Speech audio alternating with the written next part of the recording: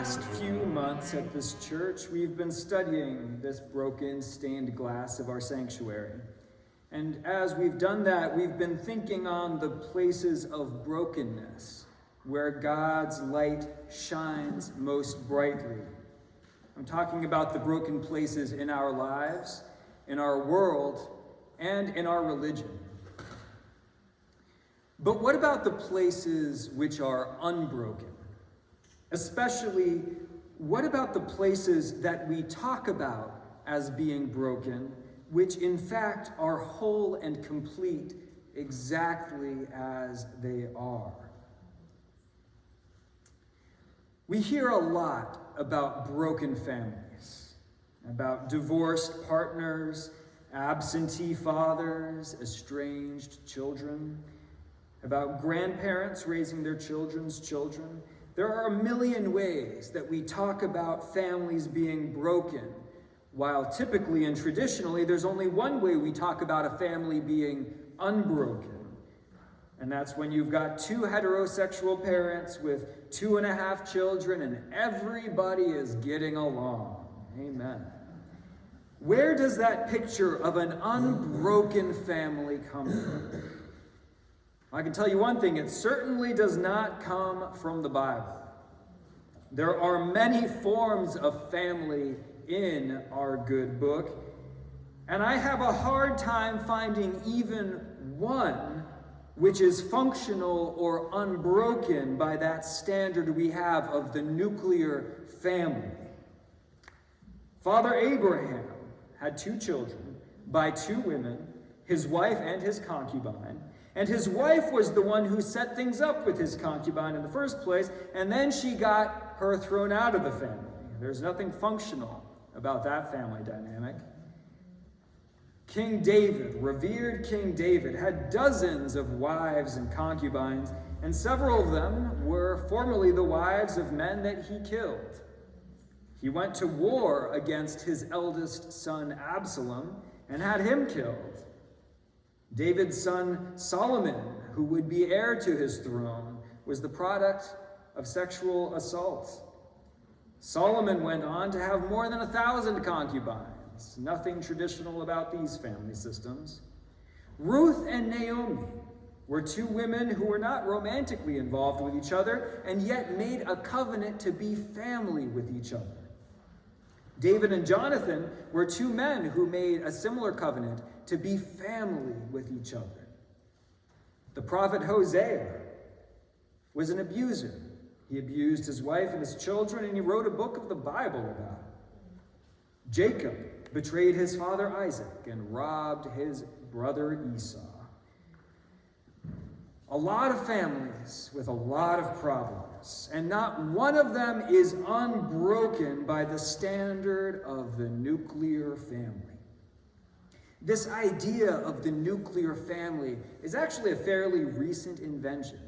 It comes from the Victorian era, which was around the middle of the 1800s.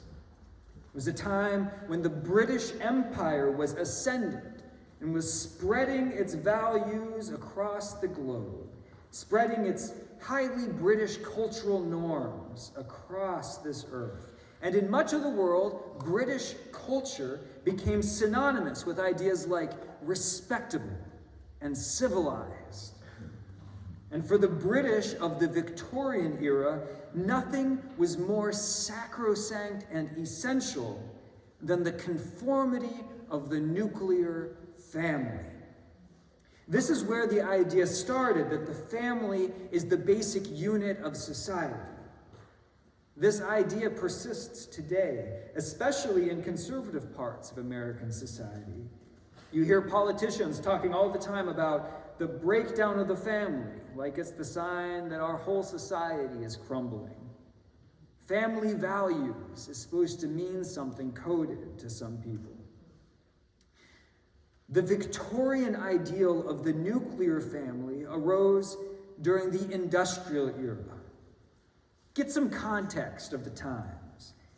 After the Industrial Revolution, life changed dramatically.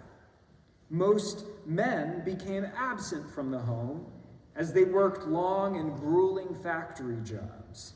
Bear in mind that this was before things like weekends and minimum wages and holidays and paid time off. The labor of workers was being extracted to a maximum extent, and the exploitation by factory owners was intense. Those workers were left with little or no energy to take care of themselves, and so it became necessary to their survival to have partners at home who would cook and clean and raise the children. And so this bifurcation took place, where men would be worked to death in the factories, sometimes literally, to sustain the system of industrialism, while the woman's place was at home. The home was to be a safe haven, isolated from the concerns of the industrial and increasingly isolated and alienating world. The home, the nuclear home, became increasingly insular and cut off from the world, cut off from the rest of society, and even cut off from the extended family. Until this time, it was normal for multiple generations to live together in the same household. But in the Victorian era, industrialism created a level of prosperity that made separation possible and also fashionable. People started to believe in self-determination, pulling yourself up by your own bootstraps, that you've got to leave home and make a life and a name for yourself. Self-actualization. Work hard and rise through the ranks of the industrial economy. There are so many assumptions in all of this, which I believe are worth our questioning, because I think that they still infect our thinking about what a family is supposed to be. For one thing, I don't believe that conformity to the standard of a nuclear family is a good measure of respectability. And we see churches in particular policing this standard all the time. If you come in single, there's something wrong with you until you get married. If you're married, we're all praying that you get pregnant. If you get divorced, you can't go to the married couples Bible study, and you're not welcome in the singles ministry. The standard is that a respectable man is a husband and a respectable woman is a wife. But I have to tell you that I've never noticed that there is a correlation between conformity to those arbitrary standards and respectability. What I find respectable is when people treat one another with respect and with dignity and with kindness. I think it's respectable to be loving and non-judgmental. Am I wrong? Plenty of married people are that way, but plenty of non-married people are as well. There's no correlation and there's no causation. And it is definitely untrue, we can rebuke it right here today, that a single person is incomplete or that a childless mother is unfulfilled. We need to put that way of thinking down. Put down that way of talking and that way of praying right at this moment. I also think it's worth questioning whether the nuclear family is really the building block of society. If it was, then there would have been no society before the 1800s, and society would have been perfected since then. But if society is perfect, I haven't noticed it yet. It seems to me that these Victorian ideals serve to push people into isolation from one another. Nuclear families pull apart the village. Every household becomes its own isolated village in its own cul-de-sac. Have you noticed how suburbs don't have town squares? There's no place for people to create bonds of social gathering outside of the home. There's no place for people to be together who aren't within the walls of the home. The nuclear family, this idea that we've carried with us, has atomized society, not strengthened it. On the other hand, I see a lot of non-nuclear families out here that are thriving and building up the society around themselves. I see single people who have chosen their families. I see same-sex couples taking in kids from the foster system. I see divorced people who have more life and energy after the divorce, and they give it back into their communities. I see single moms and single dads raising highly successful and well-adjusted children. I see friendships which are holding up entire communities. I also see that nuclear families sometimes do all this. It's clear that it doesn't make a difference what the unit of society is, as long as it's a unit of love. I'm noticing that the social units which actually keep the world going around are very often the same social units which we would like to erase and ignore and marginalize and malign and even outlaw. Our church is blessed with many social units which make this church strong. There are the social units of long married couples. There are the social units of people who have been friends since childhood. There are the social units of divorced people who are flourishing in their own lane. There are the social units of grandparents raising their grandchildren. There are the social units of sisters doing life together. There are social units of neighbors who love each other and look out for each other. And most importantly, there are social units of a lot of people who have a personal relationship with God. And that relationship allows us to build up the society of our church on the strength of those relationships. I've got to tell you that it's so important that we keep this front of mind during the Christmas season. Because the family unit of Mary and Joseph and the baby Jesus has been weaponized to enforce conformity to the Victorian standard of the nuclear family. This is one of the hardest times of the year for people who are coping with infertility, who are having difficulty conceiving, or who are grieving miscarriages. This can be a deeply depressing time for people who are single, divorced, widowed, in loveless marriages, or estranged from their families.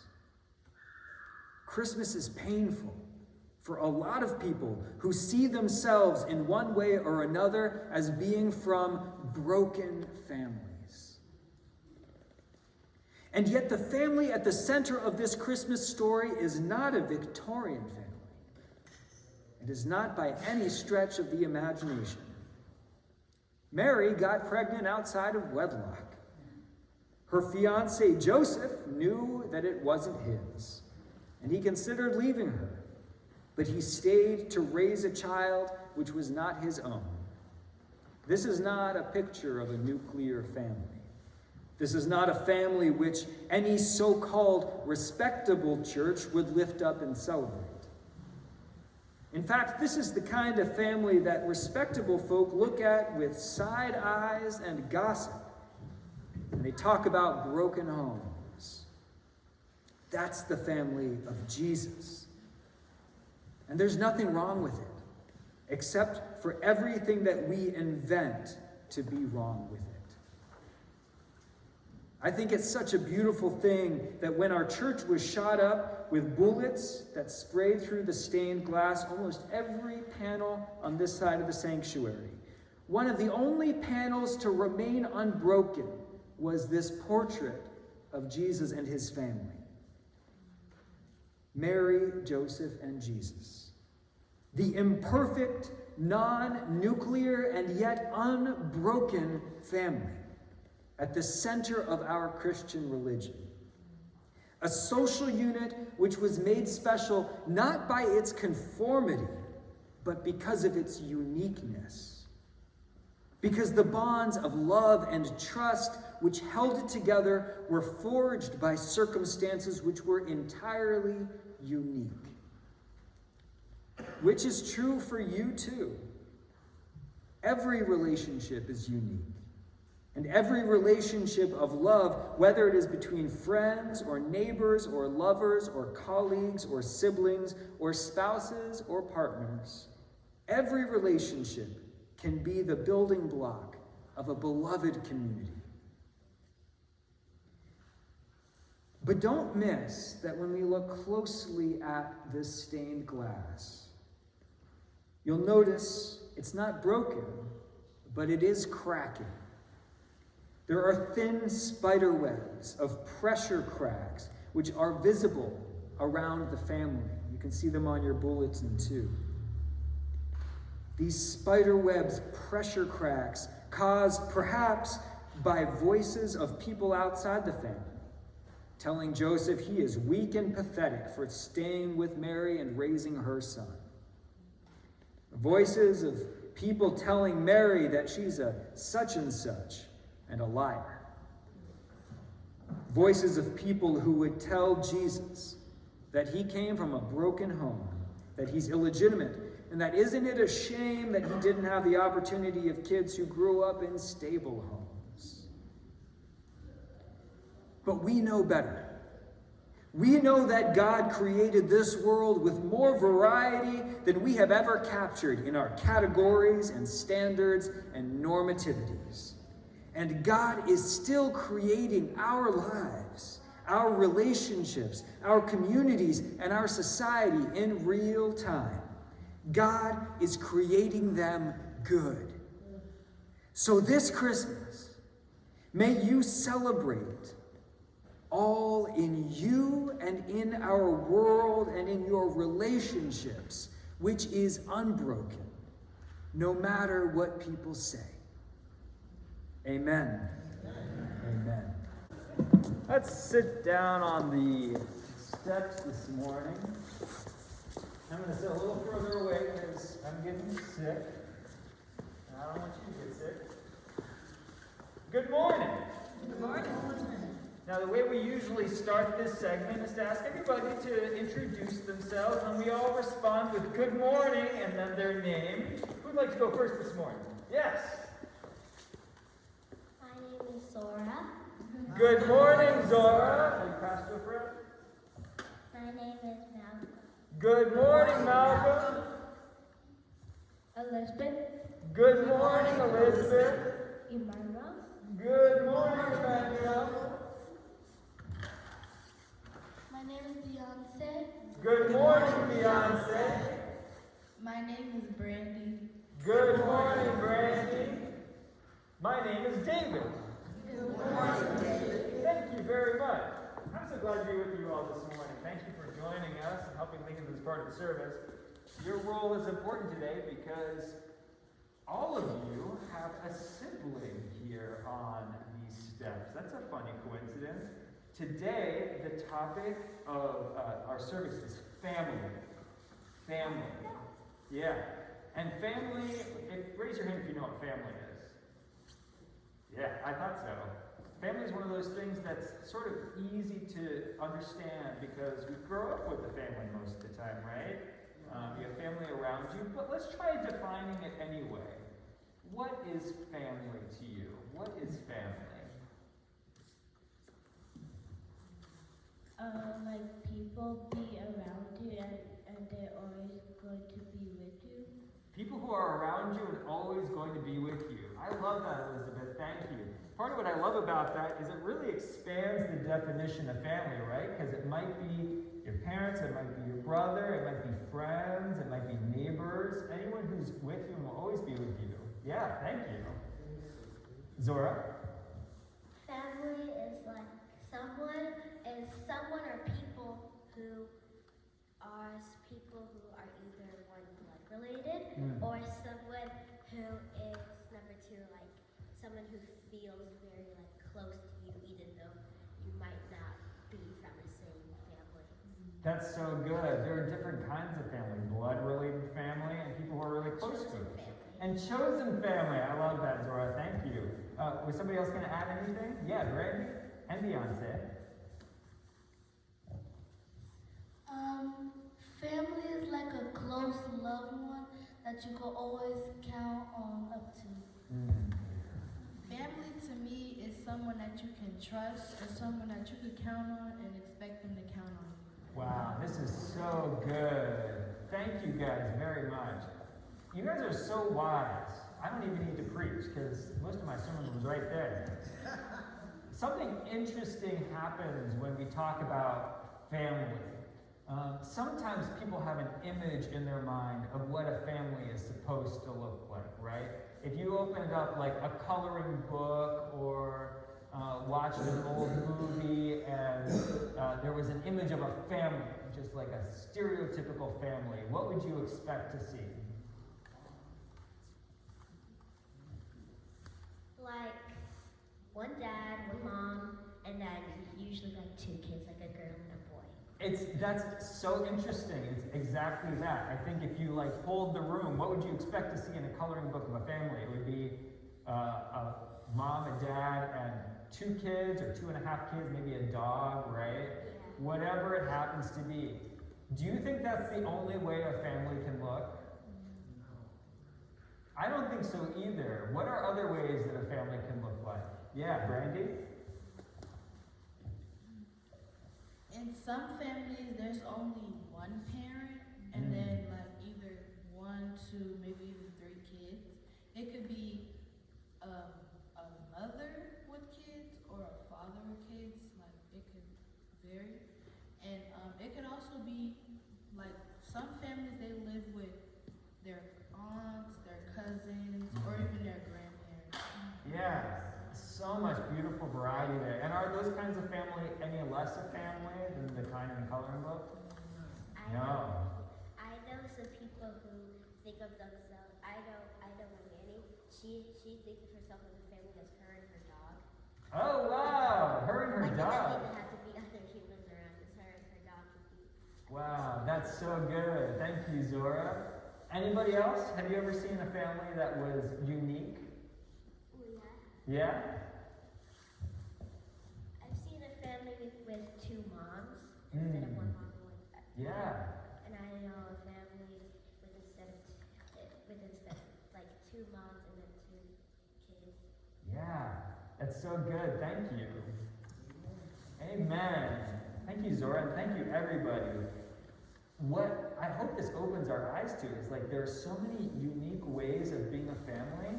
And in fact, all of our families are unique. None of our families really fits that stereotypical image that we find in a coloring book, even if we do have a mom and a dad and there's 2 kids and whatever.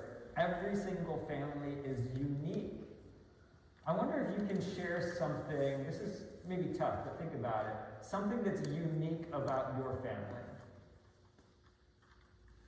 Or something unusual about your family. And if that's too hard, just something you love about your family.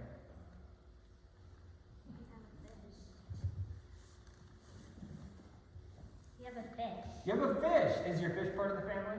Yeah. Yeah. That's a good family member. Anybody else want to share? Yeah, Bryn. One thing I love about my family is that we always stick together. Yeah. Family sticks together. Thank you. Yes, you do. Thank you all so much for sharing. The reason we're thinking about families is because it's a certain season. Do you know what season it is? Yes. Malcolm? It's winter, and there's a holiday coming up. Christmas. It's Christmas season. Thank you, Elizabeth. And Christmas centers around a certain person. Do you know who it is? Santa. It's Santa. That's a good answer. There's another answer too. An elf? An elf. That's also an interesting answer. What about in the Bible? If you know it, just shout it out. Jesus. Thank you very much. And there's a story in the Bible about baby Jesus and Jesus' parents. Does anybody know Jesus' parents' names? Yeah. Mary and Joseph. even though so much about the Bible, I appreciate you, Elizabeth, Mary and Joseph and Jesus, and so they're like a little family. And I think sometimes, we're going to look today at our stained glass, we're going to think about that stained glass. Sometimes they're depicted as like that coloring book kind of family that's just like a mom and a dad and a little baby, and it's so idyllic. But it was kind of an unusual family unit because there was a third parent involved. Does anybody know who the third parent was? God, exactly. And so anytime that anybody tries to tell you a family is supposed to look a certain way, or anytime that you start to imagine that for yourself, just know, even Jesus' family was unique. And so however you build your family, with chosen family, with blood family, the people that you keep around you all your life and are loyal to and stick by their sides and they stick by your side, it's good and we celebrate it. And we also celebrate that we're a family of faith here, isn't that right? So we can look out at this congregation and just think, that's my family too. And we will stick by your side. Amen? Amen. Can we give our ministers a round of applause? Thank you so much. Now, I told you there's a little treat today. And do you know where the treats are hidden? No, not this time. Where do we go when we want to find something special? We go to the cross, don't we? Amen. Let's go see what's hiding behind the cross today. What are these? Can somebody tell us? Take a close look and tell us what they are.